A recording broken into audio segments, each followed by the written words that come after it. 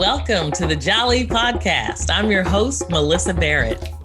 This podcast is for those who are interested in the conversation around diversity, inclusion, and equity. Each week, I'll be interviewing a guest who has something special to share or is actively part of building solutions in this space. Let's get started.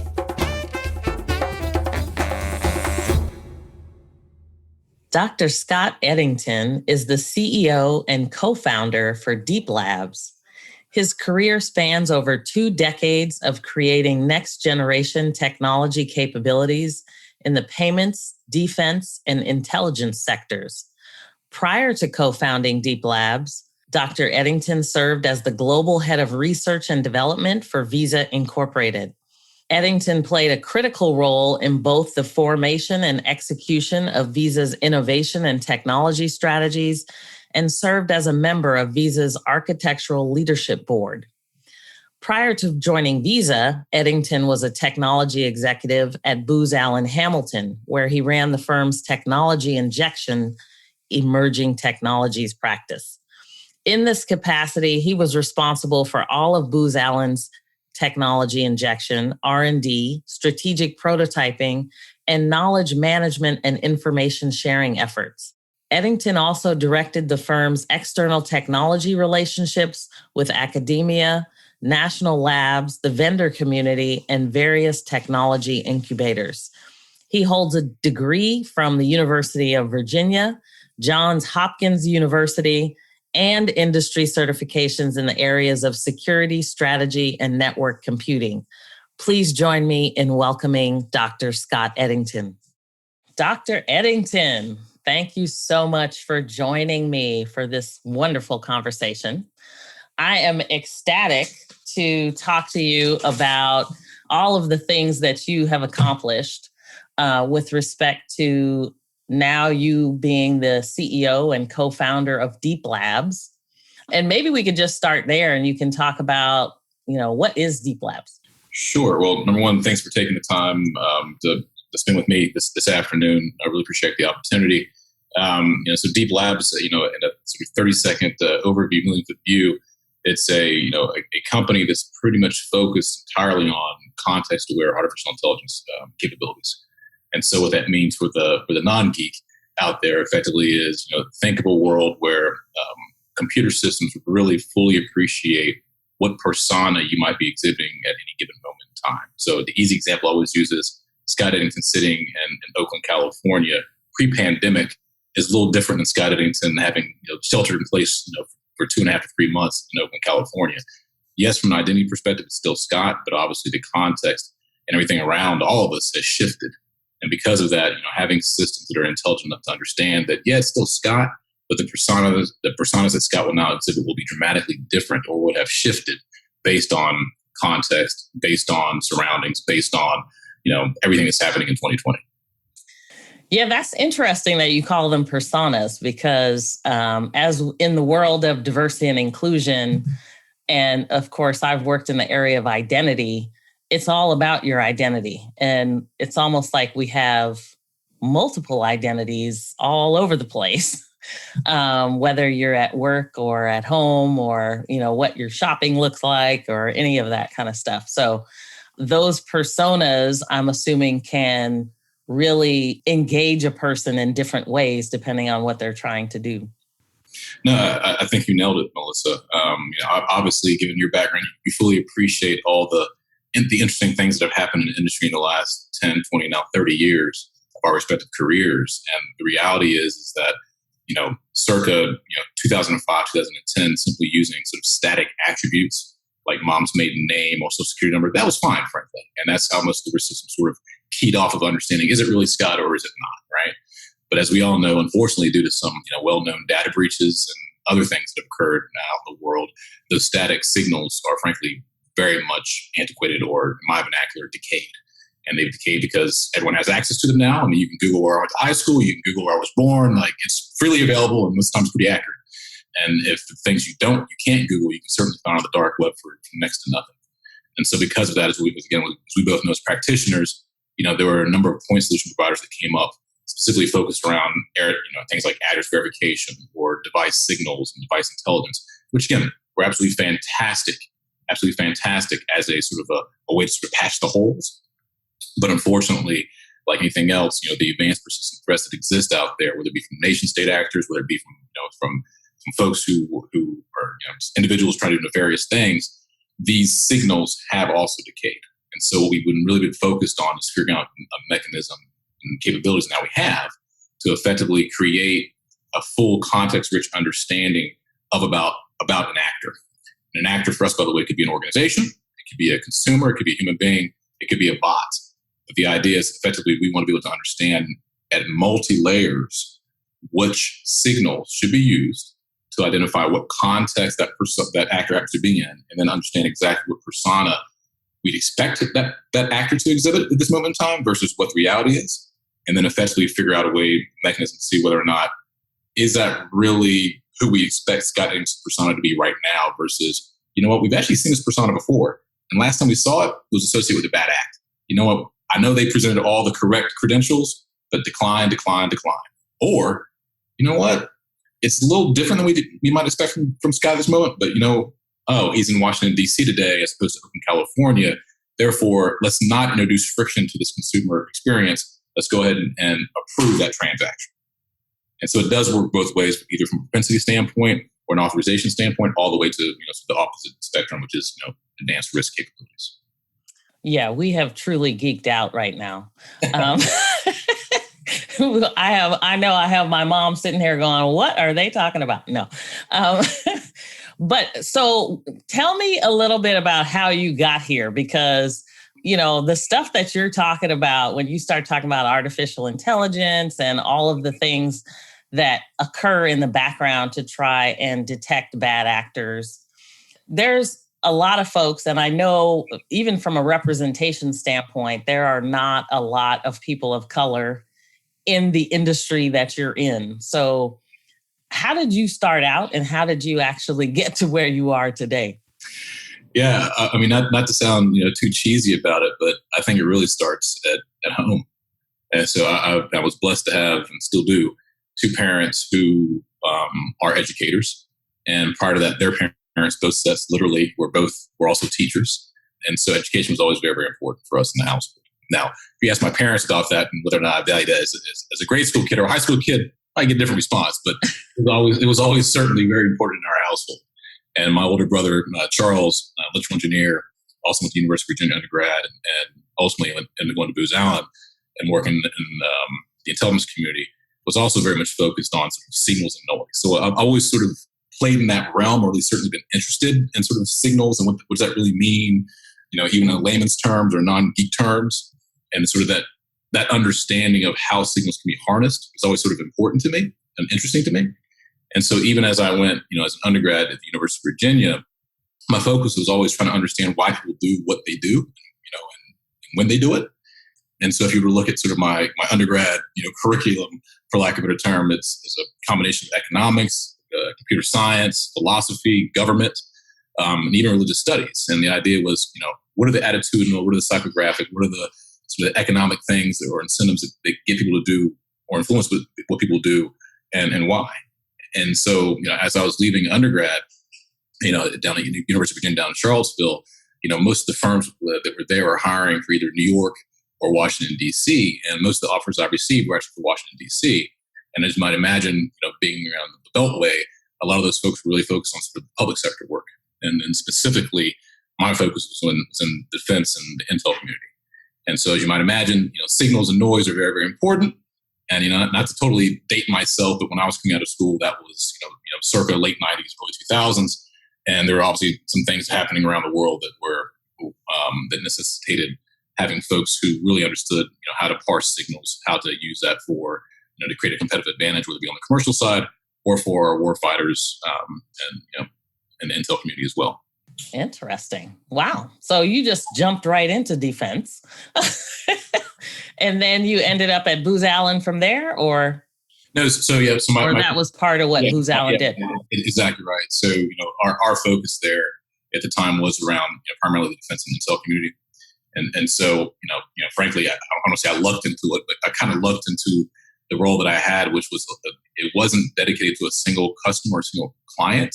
It was actually across the whole spectrum. So I had the opportunity to you can't make the stuff up, literally meet, folks like the Secretary of Defense and whether it be the people literally on the ground about to go to Iraq or later on Afghanistan, all the way to the folks who happen to operate in some of the other circles that you'd expect in the intel community. And a kid, 22-year-old kid, who was born in Greensboro, grew up in the Philadelphia area, you're not going to expect to see things like that, right? Yeah, no doubt. That had to be kind of a shift for sure. I mean, and I'm assuming then you had some mentors, sponsors, people that kind of helped you, because I can't imagine going from school to, like, hey, by the way, here's the Secretary of Defense and we've got folks going to Iraq. What was that like? It's one of those things where, I think sometimes youth is actually, the old adage, is sort of wasted on the young. Like at the time I was like, well, yeah, this is normal, right? Like this, yeah, of course you meet with a 2-star general and you brief them on the cool stuff you're doing. Like that's what everyone does, right? And you look back 20 plus years later and you're like, no, that's not what happens. Come on, man. Right. And, so to answer your direct question, I was very fortunate, early on, my first executive boss at Booz Allen, actually, again, looking back, how this happened, was, very instrumental in my career. He was a former fighter pilot, again, F-4, he flew F-4 Phantoms in the Vietnam War, literally ran R&D for McDonnell Douglas, back when that company happened to exist. And so you hear these things, you're like, oh, like Top Gun, in my head, I'm like, oh, this is like Top Gun the movie, right? It's like, oh, actually, no, literally, it's like that.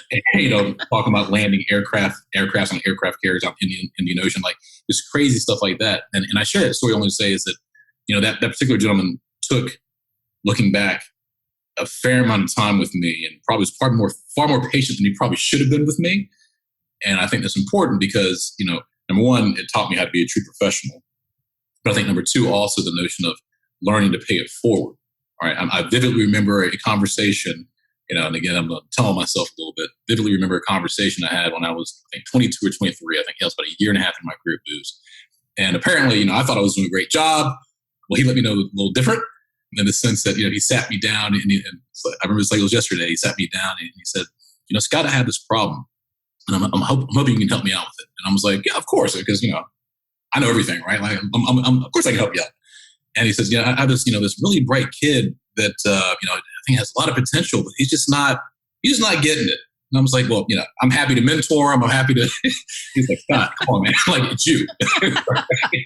Wake up, it's you. Here's what you're not doing. Here's what you need to do. Here's the expected outcomes, blah, blah, blah, blah, blah. And, at the time I was, I'm not gonna lie, I was a little bit hurt, a little bit taken aback, but I was like, the fact that he took that much time, the senior executive at this, Fortune 500 company, one of the best consulting firms literally in the world, that must mean something. That must mean that there is something to be had here in terms of what he believes I can do, and thus I should be able to do it. And so I've always sort of really, went out of my way to find, sort of, I want to say diamonds in the rough, but diamonds in the rough, where it's like, sometimes people just need a truthful conversation, a real truthful conversation. And it's not that there's lack of intent or any malice. Sometimes when people aren't performing, it's because sometimes they just need a chance. Sometimes they need some straight talk. In other cases, you just need to be very clear in terms of what the expectations are, which is not always given, frankly, not always given to us. And so, I 20 plus years later, I still, I vividly remember that, it was yesterday, like I mentioned before, but I also go out of my way to sort of talk with some of the young folks, especially people of color, about that story, because frankly, he didn't have to do that. He chose to do that. And, looking back, it was a 5-minute investment of his time, but it's been, now a 20 plus year career that just definitely benefited from. Yeah, that's phenomenal. I mean, those people, you think back and, they had a pivotal impact on your career, I'm sure, for you to be able to recall it like it was yesterday. But I think, those are the things that continue to push you to levels of excellence. My father used to always tell me, he used to always compare me and the president to, what did you do today? Because you're slacking, right? So, you always want to have high standards for what you're doing. So flipping back to, kind of the work that you're doing in artificial intelligence and signals, one of the things that I hear a lot about is just in terms of people of color. And, I spend a lot of time, obviously, on financial education. And so there is this whole segment about financial inclusion. And essentially, there are many people, specifically of color, who are not part of the financial system. But I think all economies think that they should be working or at least have a strategic plan to address financial inclusion. So, can you talk a little bit about how artificial intelligence and where we're going impacts people that are not, maybe they don't have a bank account or they aren't, maybe they're using a check cashing or, doing some alternative financing. How does that impact some of the stuff that you're doing with artificial intelligence and all of those discussions we're having on privacy and other things? Well, number one, thanks for the question. It's a topic that I'm, as you know, very passionate about, specifically the underbanked population. So whether it be here in the U.S. or certainly globally, the numbers are very clear that they disproportionately affect people of color. So, I would say, first and foremost, I think the key thing is understanding, again, going back to my college days, what are the influences to why that's happening? So that could be both macro and micro. I think there are some obviously systematic reasons for some of the underbanked reasons, but I also think from a techie perspective for a second, if you sort of take a step back and look at how typical systems, bank systems, or financial services systems work in terms of how they onboard new customers or clients, how they make credit underwriting decisions, how they verify things like income or verify addresses. These are all sort of things that, frankly, you and I sort of take for granted, given where we are. But these are real things that are hurdles and introduce friction, even for something simply as I want to start a bank account for my 8-year-old, or I want to start a college fund, or you know what, I just want to have a checking account so I can write checks, or God forbid write checks now, but have some sort of space in the digital economy. And so, what I would say, going back to my earlier statement around signals and noise, the ability to not always focus in on sort of the antiquated signals of yesteryear, mom's maiden name, what high school did you go to, some of the old sort of static signals, but more focus on the near or sort of the recent signals that now exist based off of where we are and normally where we would be in 2020 and hopefully now in 2021. And I stress that only because whether we, again, talk about digital onboarding remotely, because now I guess everyone really doesn't want to go into a branch, but how do you actually identify that is in fact Scott without having a social security card? Again, I'm dating myself, social security card or a passport. How do you do that remotely? How do you do that securely? How do you do that in a frictionless environment that's not overly invasive, number one, but still has a confidence level that's higher enough that actually meets the guidelines necessary for a risk-based system? And so, a long answer to your very short question, the reality is that for the underbanked populations, keying off of things that are again, static signals of yesteryear is actually a method of disenfranchisement. It is. And so if we're able to use the modern signals, if we're able to use the context that we talked before around personas, then in fact you can start providing banking services and banking capabilities to folks who ordinarily wouldn't necessarily have a generic checking account. So if you're talking about, let's say, the prepaid market as an example, because as we both know, that's something the underbanked population does leverage. How do you actually still enable them to be onboarded and still meet the demands of like the Patriot Act, as you know? That sometimes is difficult for some people from a hurdle perspective, right? So again, is it simply keying off of the static signals, or can you actually start replacing some of those static signals with dynamic signals that we now enjoy? And the answer overwhelmingly is yes. Let's pause for a moment. We'll be right back.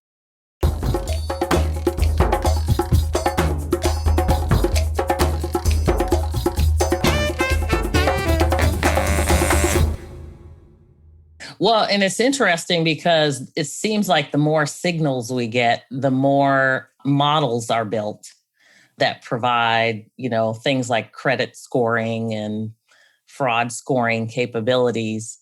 And if the underbanked population has a lack of information in those models, then it can create other challenges for whatever the objective is, which, to your point, hopefully is less systemic in terms of, kind of hurdles around systemic racism and stuff like that in the past, because at least it's using information in an objective manner. But if the data is not there, then I guess you have other issues. So how do you account for things like signals that aren't really there? Mm-hmm. No. So I'm just going to agree with you. And I would answer it in two parts. I think the first thing is, let's just fully recognize how the old systems work, right? And what they over-index for, which is, given your background, firsthand, they're over-indexed for things that tend to represent certain populations, not others, right? So if you just look at it from a pure data science modeling perspective, what does the sample look like, right? And figuring out what should the sample be in 2020 versus maybe what it was in 1985 or 1990, when a lot of these systems were first sort of theorized, right? And so if you sort of eliminate the lack of proper sampling and you actually fix that, that's step one. Step two is, if you now have a proper sample or a fully representative sample, then you can start looking at other methods and other attributes and characteristics that could represent the gap that you just mentioning, right? So again, as opposed to keying off of where you went to high school, the fact that you've had a job for the last two years at the same place, frankly, I'd rather know that than where you went to high school. Yeah, where I went to high school, back in the early 90s, right? So, and I sort of say it somewhat flippantly, but it's actually true. Again, if you really just think about the context surrounding each individual, human beings are remarkably great at picking up on things, right? When someone's a little bit off that day, right? Or something, your gut says something's not quite right. Up until now, those models, they didn't really take into account instinct or gut. They would say hard, fast numbers. This is what we've always done. It's decline. As opposed to, wait a minute, this guy's had a job for the last year, same place, same income level. That company's doing well. I can tell you that company's doing well because, 1,000 other factors that we have access to. You know what? He's actually not a credit risk, right? Like that's actually someone we want to get behind, as opposed to decline because we can't figure out where we went to high school. Who cares? Yeah. No, it's really interesting because so where do you think we're going now, since you're all into the artificial intelligence and cryptocurrency and all of that? What does life look like 10 years from now? Well, I'm glad you said 10 years as opposed to next year. It's anybody's guess, 2021, right? I would be happy to make it to 2021, right? No, in all seriousness, I think from a financial services perspective, I think it really does come down to just hyper personalization, but not in like in a creepy way where it's like, oh, okay, yeah, no, this is too sci-fi-ish, like 1980s sci-fi movie-ish. I don't want that, right? But what customers do want, and to be fair, it's also a little bit generational, right? So the kids sound old now. The kids that are coming up right now, they have a certain expectation about what an experience looks like versus someone, let's say my parents' age, who are like, wait, no, I want to actually have to type in my name. I don't want them to know it was me that just walked in the door, right? And it's slightly generational, but I would say, to answer your direct question, 10 years from now, it really is all about hyper-personalization. It is about understanding not only that it's Scott, but it's Scott on a Friday afternoon, somewhat dressed down. And right now I can tell you, I can extrapolate that Scott's sort of quasi-business Scott, but he's sort of sliding into the weekend. So his persona will have shifted. The things that Scott will expect to have as he walks into a restaurant or walks into a grocery store will be dramatically different than if he was Tuesday afternoon, full suit in New York City, walking down the street. Yeah, it's still Scott, but hey, I'm going to influence Scott to maybe purchase this item. Or, you know what, don't bother Scott at all, because very clearly he has a serious look on his face, carrying his briefcase, and he's headed to a customer meeting. And so, again, for me, it is about total hyper-personalization. It's about understanding exactly what persona that actor is exhibiting at that moment in time, what persona we expect that person to exhibit in a window of time, And then ultimately, how do you best create an environment that is friction free and also very secure, that again creates that hyper personalized experience such that that consumer wants to use your product, or that consumer wants to be part of your community. I mean, it's not to totally geek out on you, but like that's what's coming, and frankly, that's what's already here. Yeah. Well, that's really interesting because I'm maybe dating myself now, but I still remember the Jetsons when I was growing up. And that's what it feels like. We're kind of moving into the Jetsons, which, is pretty old when you think about what they were envisioning way back then. So very interesting stuff. Well, I'd say what's funny though about because I used to watch the Jetsons and Flintstones and all that stuff too, is that if you really sort of dissect those shows, like a lot of that stuff's already happened. Yeah. Right? So whether it be the scooters that try to knock me over in the middle of Oakland half the time, or down in here in DC, that's real, right? Whether it be all the sensor technology that enables things like the Segway devices to work, or whether it be even our online experiences where, lo and behold, I'm talking to you via video camera and real time feed, and it's almost like you're in the same room with me. That was all. I mean, I don't know about you, but I know when I was growing up in the late 70s and the 80s, that was all sci-fi stuff. Like that wasn't going to happen, and that's here now. And so the ability to even all the way down to using a mobile device and be able to unlock it with your face, or your fingerprints, or to be able to transact, i.e., send some form of currency halfway around the world, and as you know, Visa, less than a second. Like that's amazing. And that's already here right now. Yeah. I love it. So I'm going to kind of go off on a little bit of a tangent, because I know now that you lead a company, Deep Labs, there has to be lots of discussion on representation and diversity and and I know you have somebody that's dedicated to, I think they call it people and culture, if I remember her title properly. And, I have been at places where people say, I don't want to talk about company culture. We don't have a corporate culture. What does that mean? Now we have this whole segment of people that are focused on diversity and inclusion. And I think probably every practitioner would agree that ideally those jobs should go away at some point, because really we should have diversity and inclusion, belonging, equity, all embedded into all of the company activities. So are there things, especially in your business, I imagine, with representation being challenging for STEM students, like what are some things that you guys are thinking about in terms of, accessing talent in those areas? Yeah, great question. As you know me well, that's a topic I'm quite passionate about and fully believe in. So I would say, my mindset, to be fair, is also very much given the fact that both my parents were children of the '60s, growing up in the South, and again, my grandparents, both sides, were educators. So again, education is very important, and sort of the building blocks of how you sort of get ahead, so to speak, right, to actually achieve the quote unquote American dream. And so with that as a backdrop, my father worked at HBCUs for most of his career. And so again, understanding how HBCUs work, understanding how the network effect associated with that, something that we, whether it be when I was at Booz or at Visa, and certainly now we do tap into from a pipeline perspective. The good news is there's plenty of folks out there who are, super motivated, highly intelligent, and they just want an opportunity, right?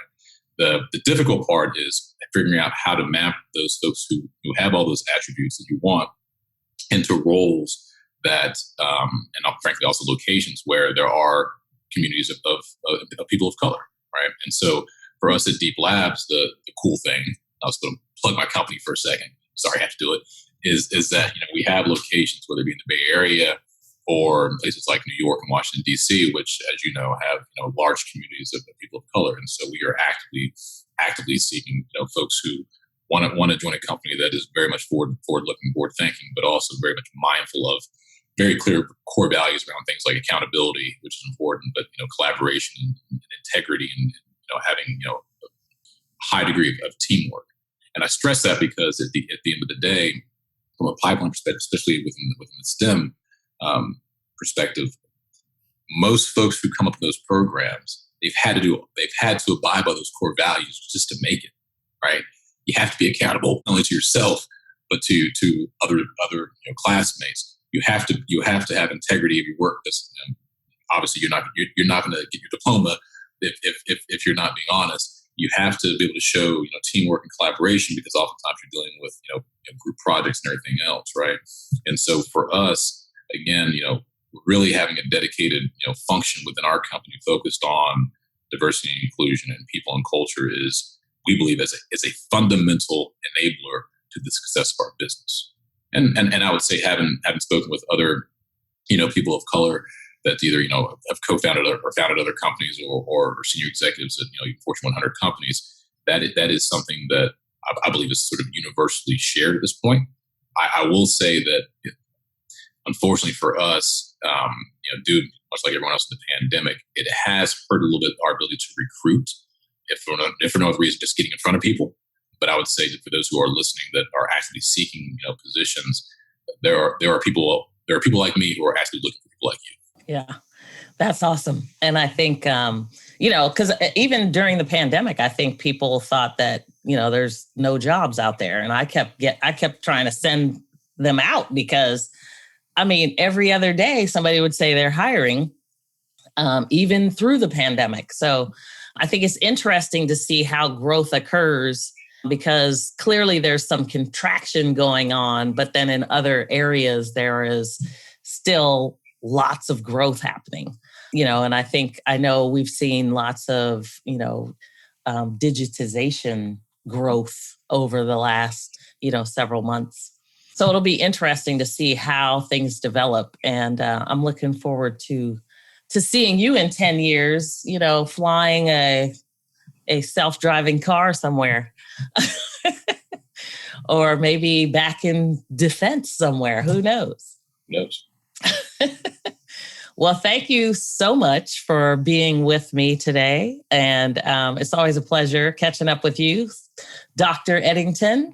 And I know you do a lot of teaching. I know that's near and dear to your heart as well. So I appreciate you bringing up historically Black colleges and universities, because a lot of the HBCUs don't get the credibility, the visibility that they really deserve. So kudos to your parents and your grandparents for putting so much into you that you can continue to feed it into other generations. No, I appreciate that. And I will definitely pass it along to them. They'll be pleased to hear that. Awesome. Well, thanks so much for being here, Scott. And I look forward to staying in touch. Thank you, Melyssa. Take care. Thanks for joining me on the Jali podcast. Please subscribe so you won't miss an episode. See you next week.